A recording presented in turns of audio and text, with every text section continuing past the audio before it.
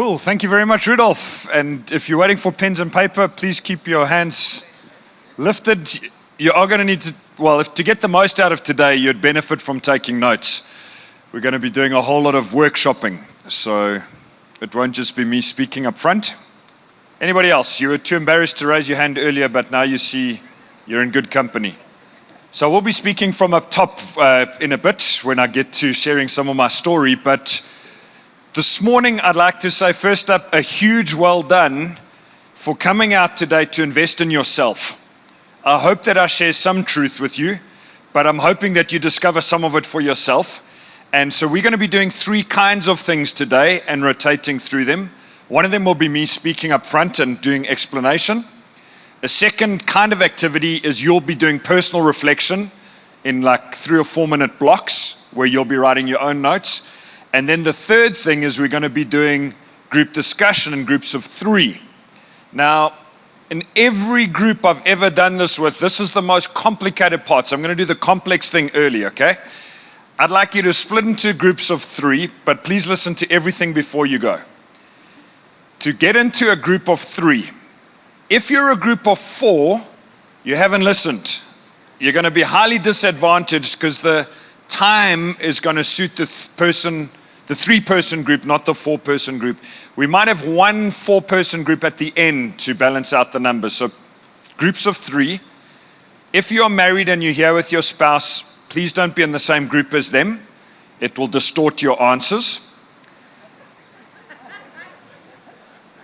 And you're likely to get the most out of this morning if it's groups of men separately and groups of ladies separately. That's been my experience. So, if I could ask as well that we form those groups closer to the front rather than further back. And when you get going, this is the final bit of the instruction. You're going to make a group of 3 and then find 3 chairs and make them into a triangle facing each other. Alrighty, on your sharks, get wet, go. Groups of 3. Once you've got your groups, please sit. If you don't have a group, stay standing and look for other people who don't have a group. Cool. I would like to congratulate you for being the best group ever to follow that instruction. Well done. Give yourself a round of applause. Okay, now here's the next thing you need to do is you're going to elect a group leader. And how you're going to do that is as follows. I'm going to count to 3. On 3, everyone points at the person they think will lead the group best. If you've got 2 fingers pointing at you, you're the leader. 1, 2, 3, point.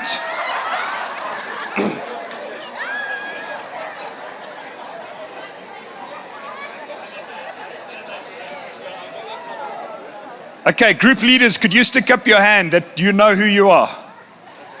Okay, well done. Thank you for volunteering for this very important job of being your group leader. Now, the first job as group leader is to keep your group quiet. So please just tell them, guys, hang on. Cool. So the reason I'm asking for group leaders is that as we go, I'm going to ask you to let me know when you've done discussing just by waving at me. That's the easiest way to do it. The first group question is this: to shoot round the circle or round the triangle and answer this question: what has been your highlight and low light, one of each, for the last 7 days? In the last 7 days, what's been your highlight and low light in your life? Anything to do with your world. A highlight and a low light. Go for it. Once you, just one of each. One of each. When your group is finished, group leader, please wave at me that I know when most of the groups are done. Go for it. Alrighty, group leaders, we're going to land it there. Please encourage your group. Tell them they are the best group you've ever led. They're amazing.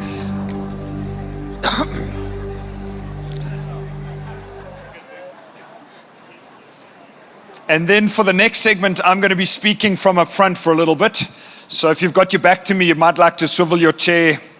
Just stay with your group, but swivel your chair that you can see me, that you don't need a visit to the physio on Monday morning from a crick neck. Cool. So if we haven't met before, my name is Steve. I'm married to Jackie. As Rudolph said, I live in Durban in South Africa. Well, KZN, South Africa. And got 3 kids, an 18-year-old, Levi, he finished school last year. Our son Ethan is in grade 11. And then we've got a little girl who's in grade 3. And so we enjoyed school so much, we're doing it all over again with her.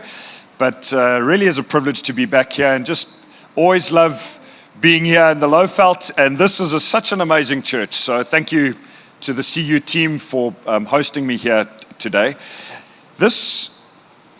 I never set out to do any, if I could say, teaching workshops on the subject whatsoever. I had a massive health journey, and I'll share some of that story. But maybe before I dive into some of my story, I can start with a story.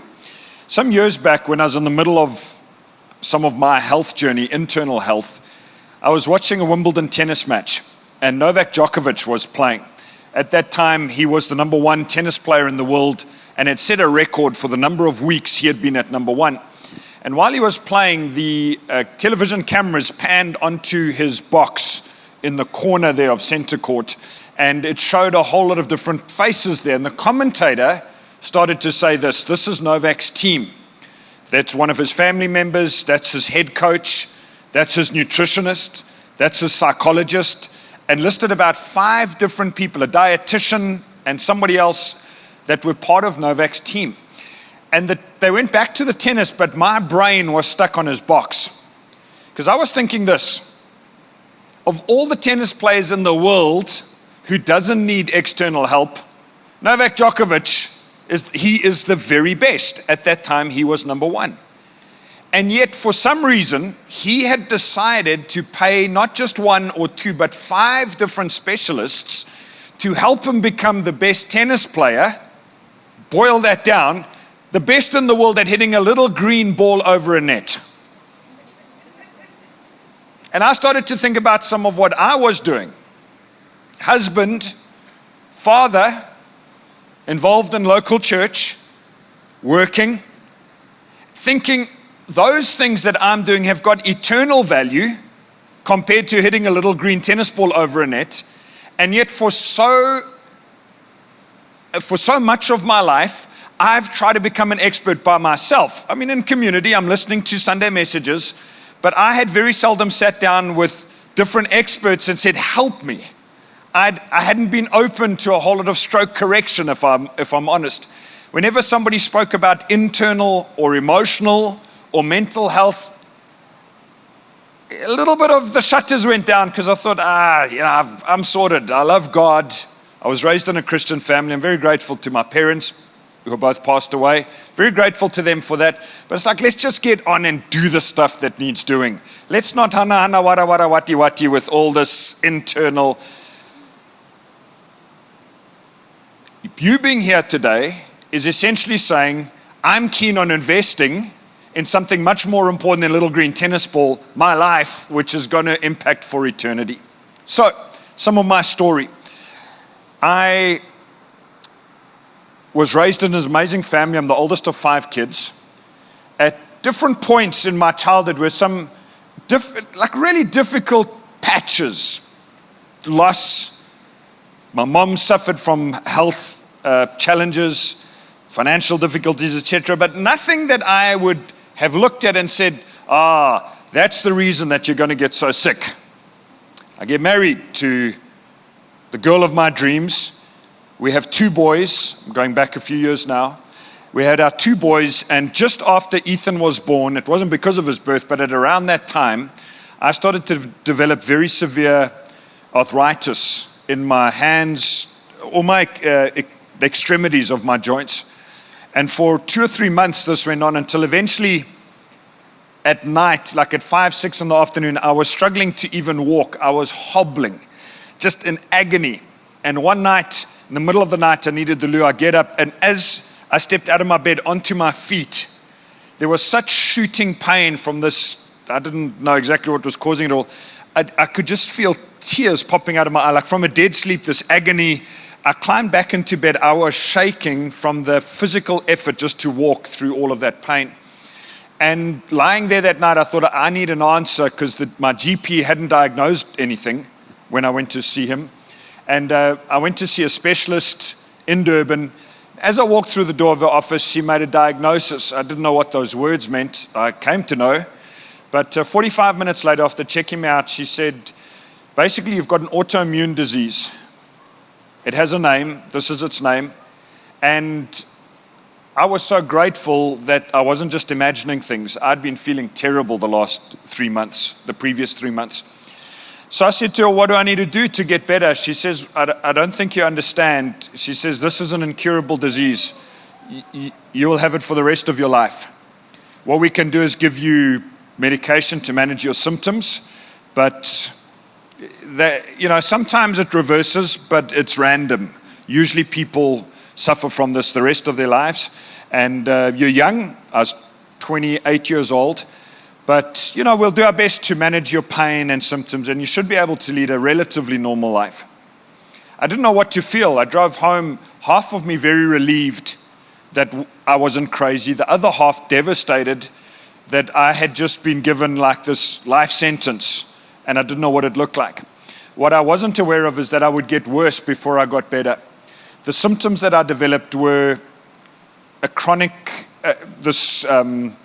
arthritic pain, chronic fatigue, to the point that over the next 3 months, it like the curve went down, and then I was on a handful like this of medication every day. It took about 3 months for the meds to start to kick in a bit before I started to feel even fractionally better. For those 3 months, I was pretty much bedridden for most of the time. Every time I got up, I experienced this low-grade pulsating fever. After 2 or 3 months, these meds started to kick in to reduce my symptoms a bit, and like in my 4th month, I had 1 hour in a day where I could be up and about before this fever overtook me and I'd be back in bed again. It was desperate. My young kids, I just couldn't stand to be around them because I felt so sick. Their noise was too much for me. My amazing wife ended up picking up loads of the family responsibilities just with this invalided husband stuck in his room. As I got better, 2 hours, 3 hours a day, I was on staff of a church in Pietermaritzburg, and I went to Grant, a friend of this church as well. And I said to him, I think I should resign. I'm not even able to work properly. And he said, no, don't be drastic. We love you. We'll keep you on. I'm just asking you to preach on Sundays because we believe that's part of your gift. And whatever else you can manage in the week, that's cool. So I would go to church across our different sites, and I would get up and preach the Sunday message. And as I would come in for a landing, let's pray, I would step off the stage, just hand back the microphone, and I'd exit through a side door, climb into my car and go home, collapse back into bed for the rest of the day. I was in a dark place. It was, I'm giving you some of my stories so that you know where this has come from, what we're about to go into. I remember lying there week after week, month after month, and just thinking to myself, if this is what the rest of my life looks like, Father, aren't I better off at home with you? I'm a burden on my wife. My kids don't really have an active or present dad. He's just sick the whole time. They've always got to keep quiet. Maybe please take me home. How many of you are grateful God doesn't answer all of our crazy prayers? Because I've prayed some crazy ones, and that was when some of those crazy prayers was when I was that sick. By God's grace, as those meds kicked in, for the next 5 odd years, I recovered some of my energy, but at my best, I would say I was at 60% capacity of what I used to be. So I had to get to bed early every night. Doing a trip like this would have been impossible for me. Just even 2 or 3 days, my energy was it was limited. If I exerted myself this much in the morning, I knew that for the rest of the day, I had to take it easy. Every single day, have a nap in the middle of the day, between an hour and 2 hours. As a 28, 30, 32-year-old, it feels horrible having a nap at the same time as your toddler because of just illness. You're sick, crying out to God, not hearing too much, just having to walk forward day by day in faith. 5 or 6 years pass, and I was on staff at One Life Church. And one day in my devotions, I felt like God said to me, I'm going to open a door for you to move into a new space, a new leadership opportunity, da-da-da. Now, the previous version will be the healthy version. This is what I dreamed of.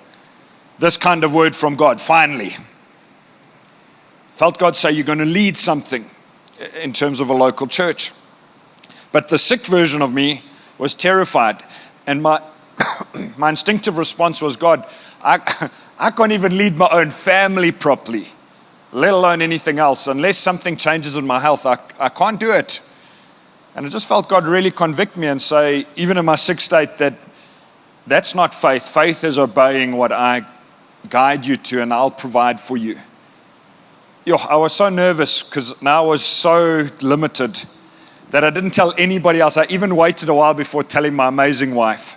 She was nervous for us because she knew my health journey.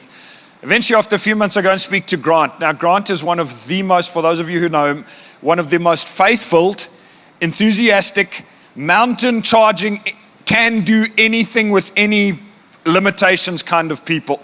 So I go to him and I say, this is what I feel God said to me. His response to me is, yo. So I was quite encouraged. He didn't say an outright, you're crazy. But he said, are you sure? I said, no, I'm not. But I think this is what God said. He said, well, you know how sick you've been. I mean, So I get home and I tell Jax now that this conversation. She was devastated. She burst into tears. She says, Grant isn't supporting you. I said, no, I see it totally differently. He didn't say no. I know how sick I've been the last 6 years. Anyway, I'm jumping through some of the details, but I end up going to see this lady in Hillcrest to help me with my energy levels, because for 6 years I'd been struggling so much. And 1 week later, I'm due to go for a follow-up appointment with her. And at the same time, I organized to have coffee with Peter Rasmussen. They used to be the lead pastors of City Hill Church. I have coffee with Peter first and tell him my whole story, what God's saying to me. And he says to me, Steve, I believe 7 years ago, God told me that you would come and take over the leadership of this church from us. And I want to invite you to come here to Hillcrest, to City Hill Church. You could have knocked me off my chair with a feather. I was stunned. City Hill is an amazing church. We had quite a bit to do with them. Of all the churches in the world I would have liked to go to, that would have been number one. I drive stunned from there to my follow-up appointment with this lady, Carol. She takes a drop of my blood, puts it on her screen there in her office, and she could tell a huge amount from looking at the blood, which was incredible. And she says to me, has something happened in the last week since we last met? She'd put me on changed my eating a little bit. And I said, no, not a tremendous amount. And I'm thinking, apart from the last conversation I just had, no, I've been pretty much the same. Eventually she says to me, what I'm seeing on the screen is astonishing. She says, it looks like this blood comes from a different human being. She says, you've had a miraculous healing. Something has changed in your blood. Last week's blood looked like a sick person that we were trying to help. This looks like blood from a healthy person that needs a few tweaks. I'd had a miraculous healing. Came off all of my meds over the next 12 weeks. Thank you. Praise to God. This slow coming off all my meds over the next 12 weeks. I was working with my specialist and my symptoms have changed. I've got more energy. I'm starting to learn to lead a normal life. We move cities, we move churches, we move house, our boys move schools. Huge amount of stress. By the way, the entire trigger for this disease, the specialist had told me, was stress. Work-related stress. As a pastor at a local church, that wasn't such great news for me. We move house, move cities, etc. And 7 months go by, and I start to feel flu-y. I hate going to doctors after all the time I've spent with them. So I wait a month or two, just thinking if I just have a good night's sleep, I'm sure I'll feel better tomorrow. It was that kind of level. After 3 months, eventually, I listen to my wife. I go to the GP. She does blood tests, phones the next day. She says, you've got to get him into hospital. He is very, very, very, very sick. We drive to the hospital, don't know what's wrong. Why would she be saying this? The first specialist sees me.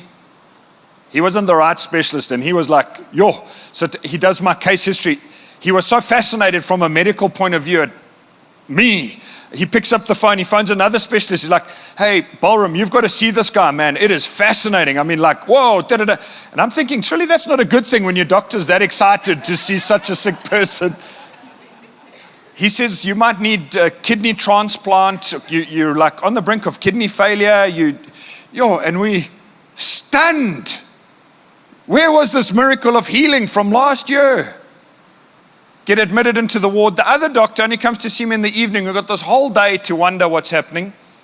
And he says, basically, you've had a lupus relapse, a flare of this autoimmune disease. He says, but it's attacking your blood and your kidneys now. For 10 days, I'm in an isolation ward. My white blood cell count was 1/10 of what it should have been. My red blood cell count was 1/2 of what it should have been. If I'd have caught a cold, I would have died. 10 days, I'm in an isolation ward. No one's allowed in there except the doctor, nurse, cleaner, and my wife. All of them have to mask, glove up, scrub up before they come in. And they're like, I feel like this alien. I felt like I was losing my mind. If I thought I was desperate the first time of being sick, I didn't think I could get to a darker place. This was much darker, because I thought to myself, I've been sick for 5 years. I've been healthy for a year. I'm sick again. My body is killing me. My job is killing me. I've got young kids. They were 7 and 5, 8 and 6 at that time. God, I want to be there to see my kids matriculate. I'm going to quit my job. I'm going to go and do anything else except for being a pastor, because clearly it's my job that's giving me the stress. So every night I say to the doctor, should I quit my job? Maybe. And he was a Hindu man. He says to me, no, you're overreacting. We'll get you. You're improving. We'll get you there. When I left hospital, I had no answers, no hope, no certainty of where I was going to go. But between me and the Father, we embarked on a journey. The old me, I say the old me, I loved God, I served Him, but I wasn't attentive. And if I could use this picture, if you take the tires on a car and they are 1 or 2 degrees misaligned,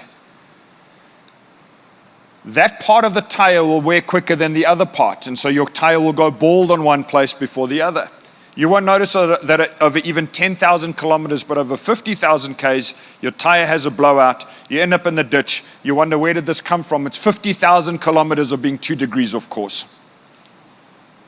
And so I felt that inside of me, there was some misalignment, but I didn't know how or where. It clearly wasn't big enough for it to be obvious.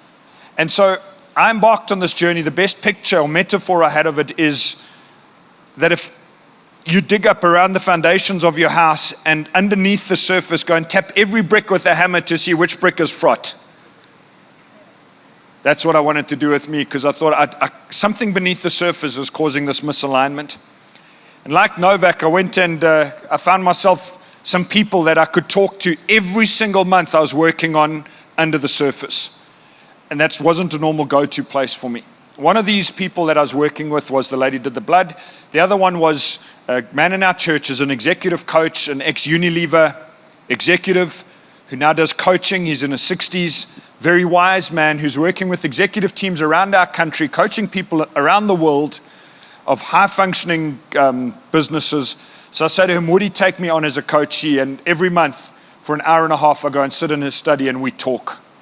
And we just talk, and he's asking me questions, tapping the stones. And one day, he sends me an article where these Harvard business guys are studying productivity in Fortune 500 companies. It was just an interesting article about energy and productivity.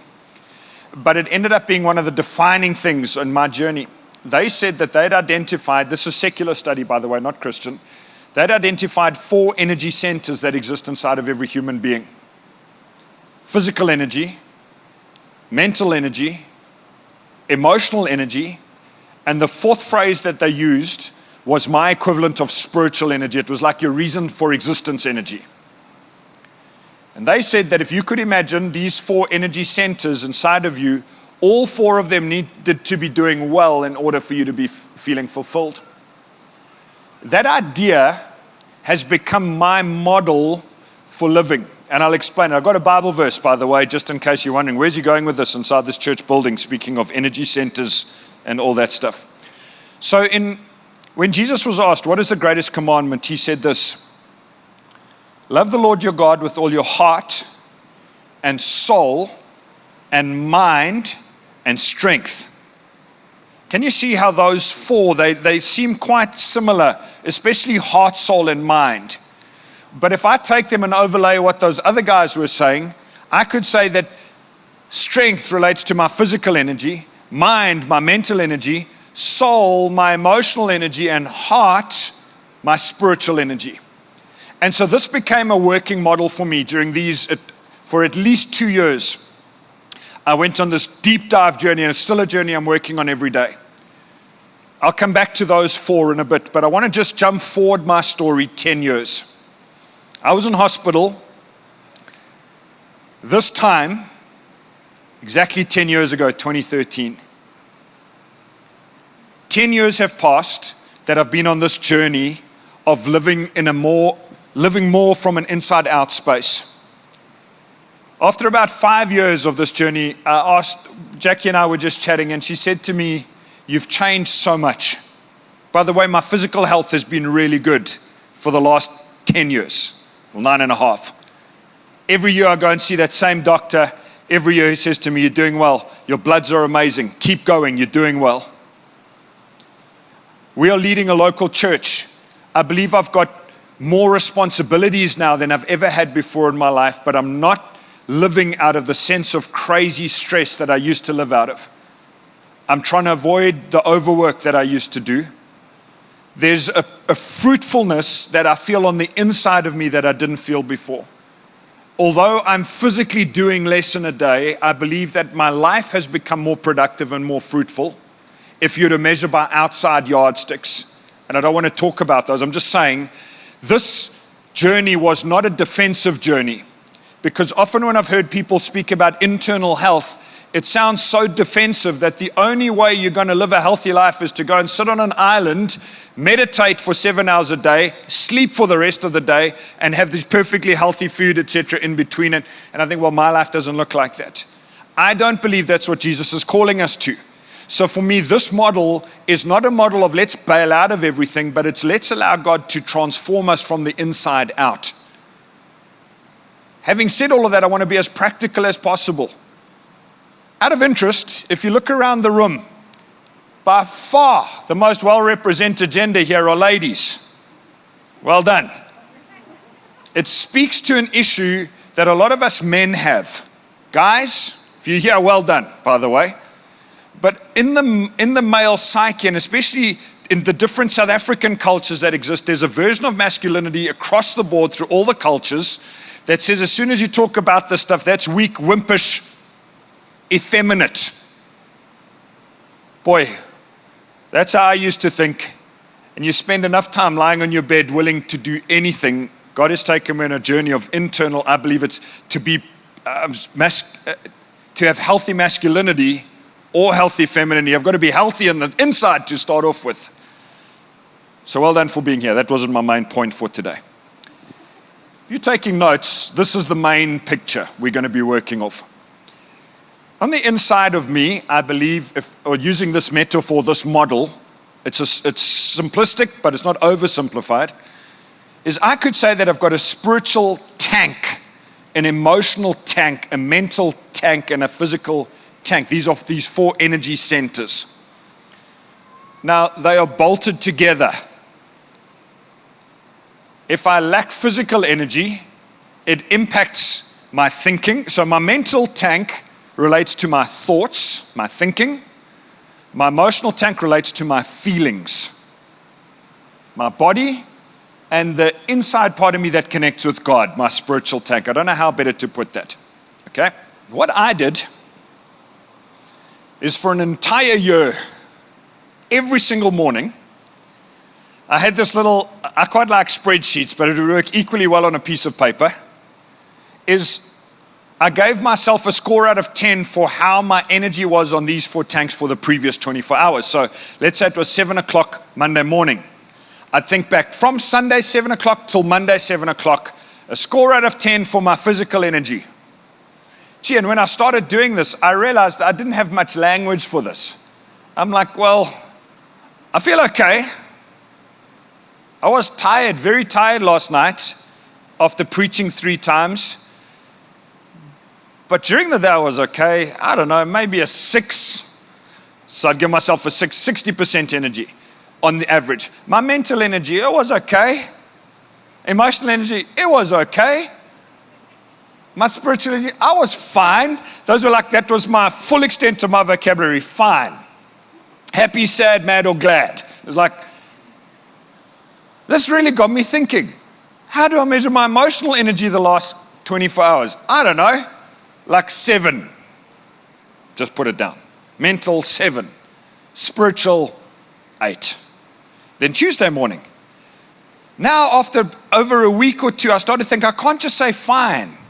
What are the things that are affecting these tanks? So everything I'm saying to you now is my journey in this model. I haven't seen anybody else present this. This is just, and maybe you've got a way of upgrading it. I'd be glad to hear it.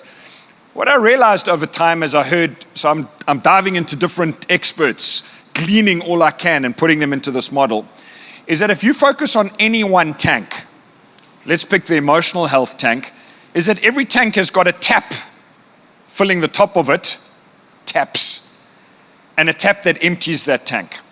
Now, in all of those tanks, we are designed for through flow. And what I mean by that is that God hasn't designed us to just park off in a hammock on an island 24/7. There's many people who, when they retire from work, have a massive journey of finding a new sense of purpose, is because actually they were having through flow in their tanks. It was filling, emptying, filling, emptying, filling, emptying, filling, emptying. So my journey started with just 4 numbers, 1 to 10 on the 4 tanks. But then I started to develop a little bit and say, what are the things that put energy into my tanks and took energy out the last 7 days, or the last 24 hours rather. And over a period of about a year, and this has now been ongoing, try to build a database of my world, knowing what are the things that fill the tank and what are the things that empty the tank. Now we're going to be workshopping this between now and 12 o'clock, and we're having a tea break at 10:30, by the way, just that's our roadmap. So if this is all foreign or new to you, we're going to work it. I'm just giving you the model. You might take your 4 tanks and give them those different scores on a particular day. The deeper level question is, why is my mental tank sitting feeling high and my emotional tank feeling low? Incidentally, these are just random numbers. Usually my mental and emotional track quite closely together. They often sat close. What I discovered is that my spiritual tank was often my highest number.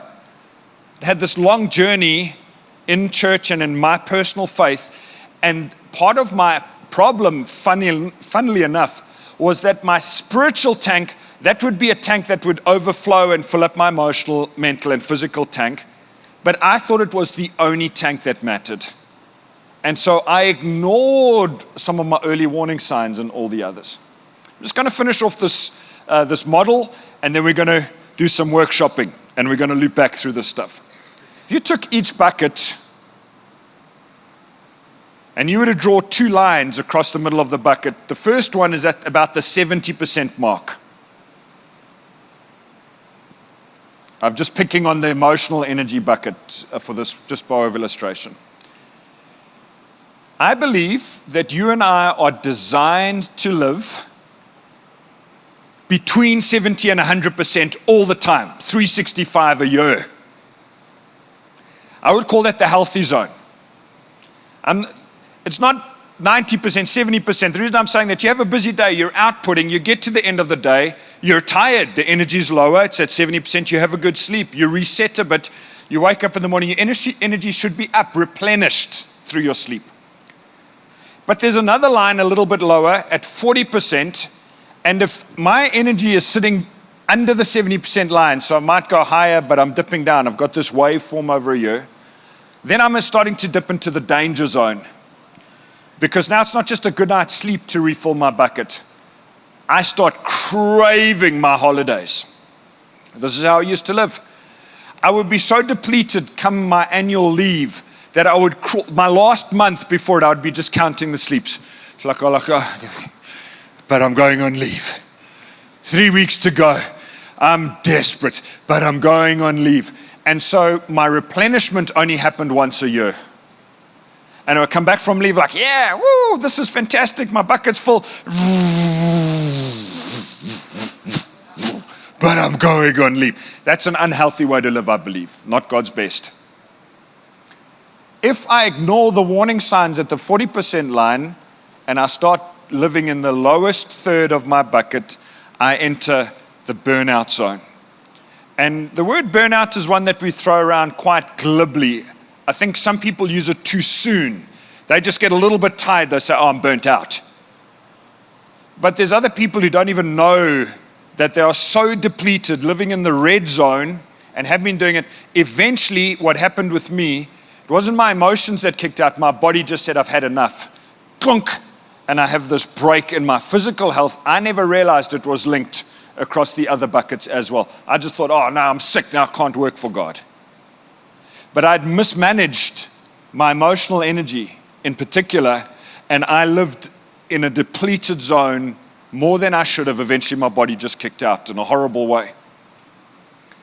Somebody asked me a couple of weeks ago, Steve, can you honestly say that you are living above the 70% line most of the year? And it was a great question. My answer was, I believe at least 90% of my year, I'm living above the 70% line. And it's not from sitting around on a hammock, but I've had to completely rewire some of my thinking. Okay, so I hope that model makes sense. How many of you are just confused? Like, yeah, that was... Okay, you'd be too embarrassed to say. Thank you. The one lady who was honest enough to say, I wanted to give you just a bit of an overview so that when we dive into some of these questions now, that we know where we're going. So why don't we pick, let's start with the easiest of the four buckets to understand is our physical energy bucket. So we're going to go into our triangles now. And if this is your physical energy bucket, there's the 70% line. And there's the 40% line. Let's do a little bit of discussion around physical energy, because it's the language that probably comes most easiest to most of us. So group leaders, before we discuss it in groups, I'd like you to think of the answers for yourself, okay? When you are living with physical energy that's over here, what are the signs that your energy is good? Like if I'm above the 70% line, and hopefully you're there at the moment, but if not, you can think back to the past. When I'm living in a good, healthy physical space, what does it feel like? What words describe that kind of space? I'm going to give you a couple of minutes to think about that for yourself. And then we're going to get into our groups and give our answers to each other. Just shoot around the circle. The reason we're doing it in groups as well is that someone else says something like, oh yes, I couldn't think of any words, but what you've said makes sense. I'm going to add that to my list as well. So if you don't mind putting on some background music for us, please, guys, at the back. And so for the next 2 minutes, when you are above this line in your physical energy, what does it look like? What words would you use to describe yourself? So 2 minutes to write down your own answers, and then we'll discuss it in groups. So what I'd like to do is, if you could point your attention my way again, I'd like to just get feedback from 4 or 5 groups, just some of the words that you use to describe yourself in the healthy place. So I'm going to start this side. Ladies group in the front. Sorry? Louise, you've just been nominated the spokesperson.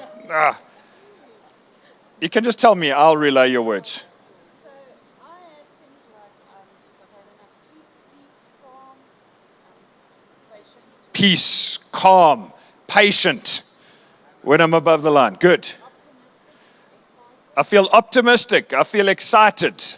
How many of you can resonate with that when you're above the line? Okay, thank you. I don't want to use up all the answers. This group, how do you know when you're living above the physical energy line? Enthusiastic, confident. If you're training, you train harder when you've got good physical energy, 100%. More motivated. Good. This group over here, you feel happy. You just feel happier. More energy. Yeah, difficult to put it into words somehow. And some of those words that we used were actually emotions. But that shows how my physical energy, this lady's group here, enthusiastic, energetic, positive, etc. Good. So, part 2 of this exercise is we're trying to learn this language and get a little more familiar with it. At the 70% line, so this is now a multi-part question because you guys are such a great, clever bunch of people. Multi-part. When I hit the 70% line on any of these buckets, God has built into my system some warning signs. If you take a motor vehicle, on the dashboard, there's some lights there that if there's going to be trouble in the engine, those lights light up. Now, we've got a choice. Do we listen to those lights or do we just turn the radio loud? I heard it happened to be a lady. I'm not stereotyping here, but a lady saying she was driving along, just heard this noise coming from somewhere, but didn't want to pay any attention to any bad news, so she just turned the radio louder. If I'm honest about myself, every time I heard noise, I just turned my radio louder. Just do something, quick fix to get rid of these warning signs. So these are the early warning signs. Down here, there's some really drastic warning signs. But let me give you one of mine, just by way of example. When my physical energy gets to around here, I feel tired. Like my eyes get a little sore. I feel a bit irritable. I start to crave sugar. I crave something sweet, which is actually the body's way of trying to get your energy up again, but the fix isn't sugar, although often I give into that temptation. So those are 3 of my early warning signs. There's many more. So that's part 1 of your next reflection thing is, what are my warning signs when my body's starting to get low? Part 2 of the question, group leaders, I hope you're listening because they voted you in as leader because of your ability to handle complexity. So this is part 1 of the question. Part 2, what are the things that fill my physical energy? When I do them, my energy is restored a little bit. Now, it changes day to day. And what are the things that when I do them empty out my physical energy? Now, one of the answers to that is just living. You don't need to do any major physical exercise. Your body is burning up energy just by being awake every day. Okay, so being awake takes some energy out. So there's 3 parts to this question. What are my early warning signs? What puts energy into my physical tank? And what takes energy out of my physical tank? There's lots more in this, but we're diving into the shallow end of this pool by talking about physical energy. So once again, we're going to repeat the same pattern. I'm going to give you 2 or 3 minutes to think of those answers for yourself. What are the early warning signs? What puts energy in? What takes energy out? Once you've had some time to reflect, then I will trigger you to go into your groups again to give feedback. You'll need a little more time, obviously, because there's more answers. So if we could have some more background music, go for it. Alrighty, guys, I'm going to interrupt there. I know some of you aren't quite finished yet, but I'm aiming to get some physical energy through tea and coffee, all that stuff. I'd like to get a bit of feedback from some of the groups and then add in as we're going along with that feedback. So group leaders, if you could tell your group, well done, but now you need to listen to that guy up in the front.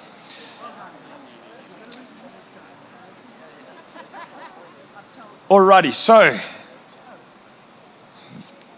this group, some of your early warning signs that your energy, physical energy is getting to the 70% line.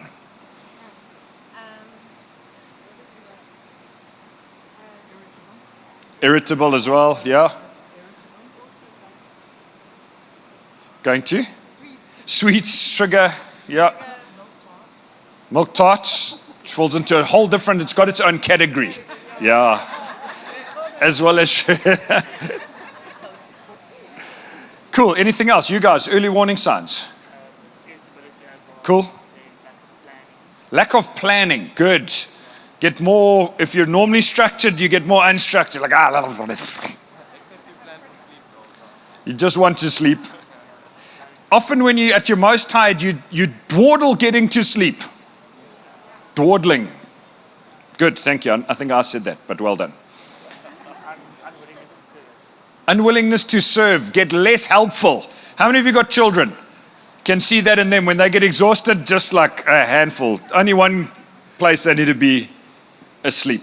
Alrighty, this group over here, what are some of the things that put energy in for you? A cup of coffee. Okay, substances. Sugar.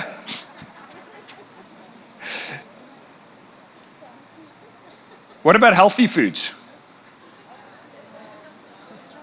Chocolate. The healthy food of chocolate. Anything else put energy in? This group, energy, what fills your bucket? Having fun. Yes, good. Doing something, being productive, gives you some form of energy. It also drains out a little bit, but it puts in. But it's good. It's a good productivity. Anything else?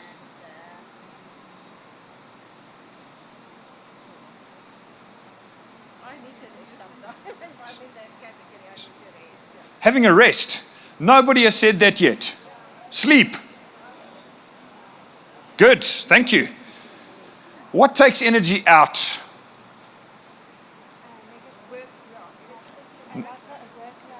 Negative people drain your physical energy. Yeah, that's good.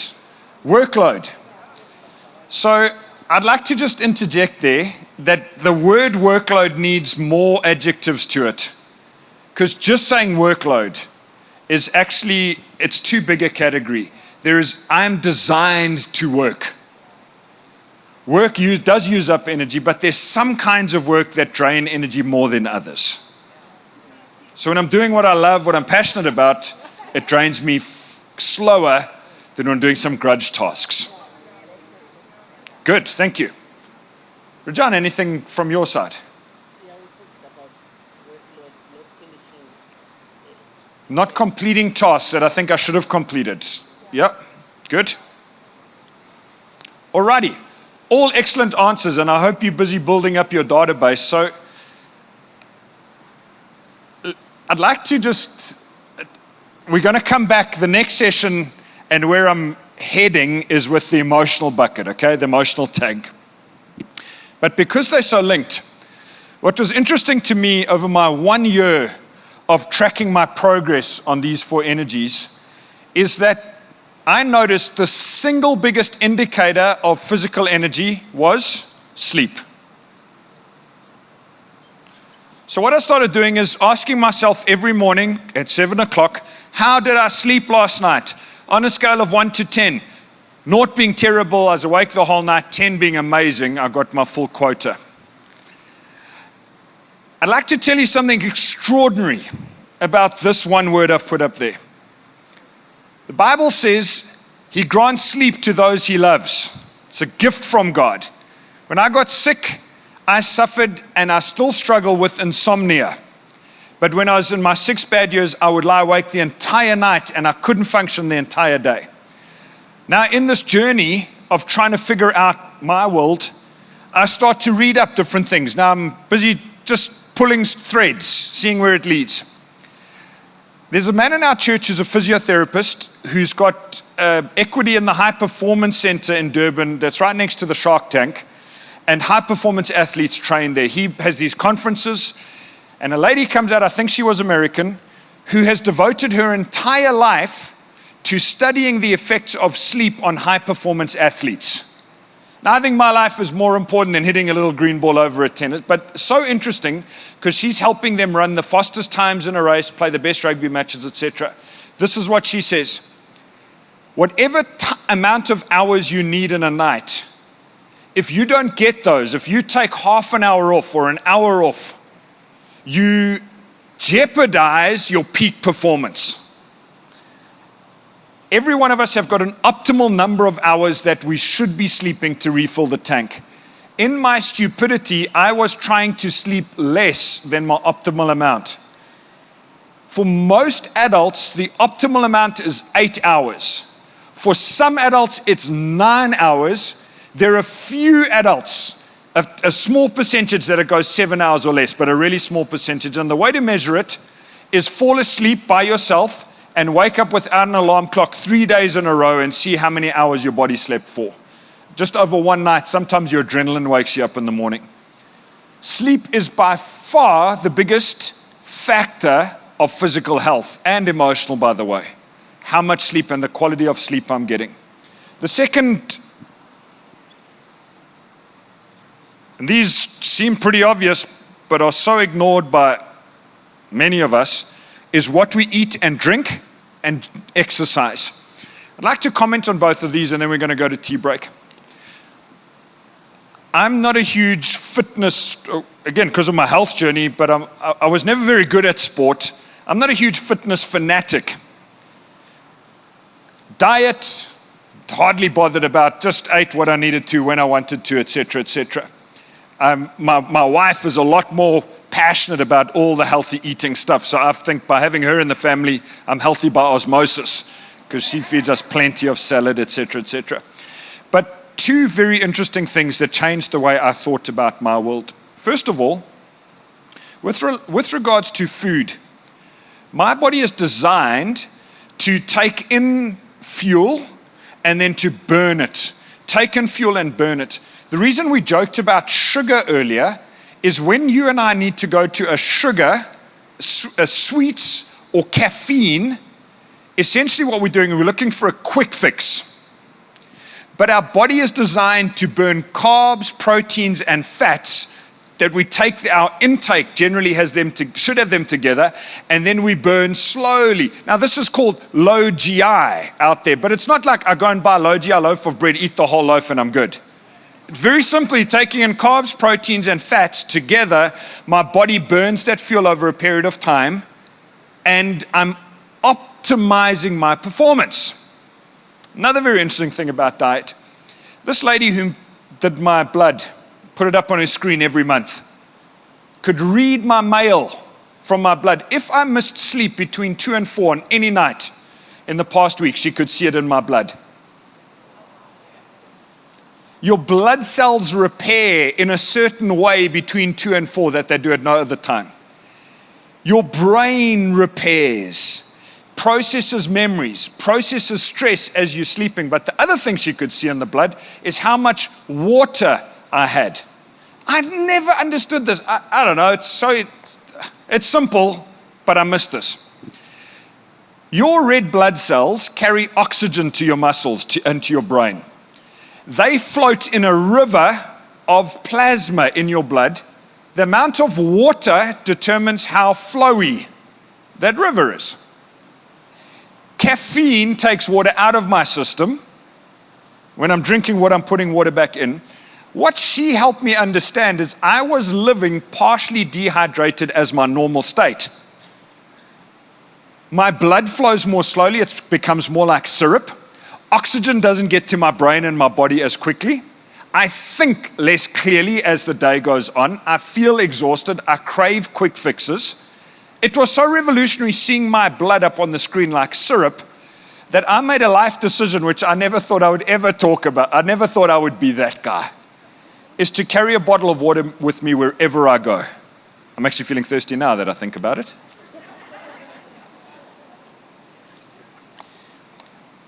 By having a bottle of water on my desk, when I see it, if I'm even slightly thirsty, my brain says, take it. By drinking water, I don't know how much I drink every day, but I know I'm sipping continuously. I'm not glugging 2 liters in the morning, like, yeah, I did my 2 liters today.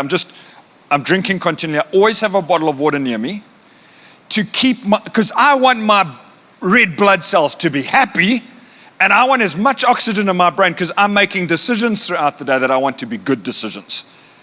The river of blood in my bloodstream, physical health. And then the final thing, just on exercise, and then we're going to break, is that you do not need to be doing high performance exercise, outrunning marathons or doing 120K cycles, etc., in order for this to do me good. At a bare minimum, exercising 3 times a week for 30 minutes, even a brisk walk, that gets me, my breathing needs to go beyond speaking easily. Just as, if you can do that 3 times a week, your body generates an entire raft of hormones that move you forward. So many things linked to this. but here's one of them. When you and I are under stress, our body produces a hormone called cortisol. I'm not a doctor, I'm not a medical expert, I'm just telling you some of my amateur learnings. When I'm under stress, my body produces cortisol. Cortisol is designed to get me running away from lions. It limits half of my body's function, and it stimulates the other half, the runaway part. Now, if you're sitting in a chair, an office chair at your desk, you're reading emails, you're dealing with stressful situations, your body's can't distinguish between the email and a lion. Produces cortisol. There's danger, there's stress. Do you know the primary way your body breaks down cortisol is physical exercise? It's the running away from the lion. Now, there's no lion sitting in my office, but there's dangerous conversations. I've now trained, I was totally illiterate in this, totally. But again, over the period of the last 10 years, start to read my body's signals. When my cortisol's there, my adrenaline's up, my pulse rate's a little bit higher, I can feel I'm under a bit of stress. I know that I need to go. I'm not a runner. I need to go for a walk that night. A half an hour brisk walk, the cortisol reduces in my body. I sleep better. Our bodies are so fearfully and wonderfully made, but for various reasons we ignore some of the signs and we do damage to our systems, and over the long run the tank sits emptier rather than fuller. Now, I know if you're sitting in the medical field, you're feeling so irritated with me because I'm just touching the tip of the iceberg here. That's all I'm intending to do is just drop some pebbles in the pond.